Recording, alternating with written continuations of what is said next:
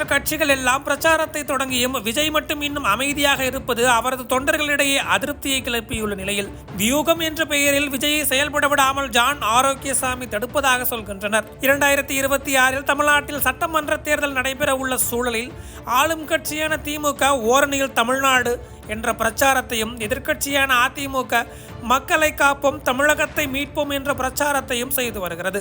அதேபோல் தேமுதிக பாமகவும் தங்களது பிரச்சாரத்தை இப்போதே தொடங்கியுள்ளது. ஆனால் தாவேக தலைவர் விஜய் மட்டும் இன்னும் சைலண்ட் மோடிலேயே இருப்பதாக அவரது தொண்டர்களை குற்றம் சாட்டி வருகின்றனர். அதாவது கடந்த சில நாட்களுக்கு முன்னர் திருநெல்வேலியில் நடைபெற்ற ஆணவ படுகொலை தொடர்பாக விஜய் வாய் திறக்கவில்லை.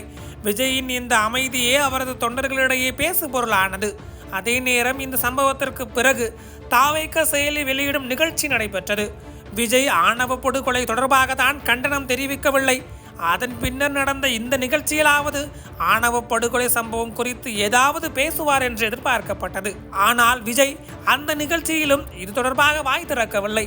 இப்படிப்பட்ட சூழலில்தான் கடந்த 10 நாட்களாக பணி நிரந்தரம் செய்ய கோரியும் தனியார் மயமாக்க கூடாது என்ற பல்வேறு கோரிக்கைகளை வலியுறுத்தியும் இரவு பகல் பாராமல் போராட்டம் செய்து வரும் தூய்மை பணியாளர்களையாவது சந்தித்து அவர்களுக்கு ஆதரவாக விஜய் பேசுவார் என்று தாவேக தொண்டர்கள் எதிர்பார்த்து காத்திருந்தனர்.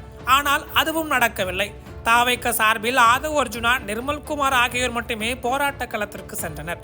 இது தாவேக தொண்டர்களை திருப்திப்படுத்தவில்லை. 2026 முதலமைச்சர் நாற்காலியில் அமர வேண்டும் என்ற கனவில் இருப்பவர் மக்கள் பிரச்சனைகள் போது ஒதுங்கி இருந்தால் எப்படி மக்களுக்கு அவர் மீது நம்பிக்கை வரும் என்ற கேள்வியையும் தாவேக தொண்டர்கள் சமூக வலைதளங்களின் மூலம் முன்வைத்து வருகின்றனர். இச்சூழலில்தான் விஜயின் இந்த மயான அமைதிக்கு பின்னணியில் அவரது ஆலோசகரும் தேர்தல் வியூக வகுப்பாளருமான ஜான் ஆரோக்கியசாமி இருப்பதாக சொல்லப்படுகிறது. அதாவது ஜான் ஆரோக்கியசாமி தான் விஜயை முக்கிய பிரச்சனைகளின் போது கூட பேச விடாமல் தடுத்து வைத்துள்ளதாக சொல்கின்றனர் விவரம் அறிந்தவர்கள். அண்ணா, எல்லா டைம்லயும் நீங்க பேசுனீங்கன்னா மக்கள் கிட்ட உங்க மேல இருக்கிற அந்த ஸ்டார் அந்தஸ்து குறைஞ்சிடும்னே.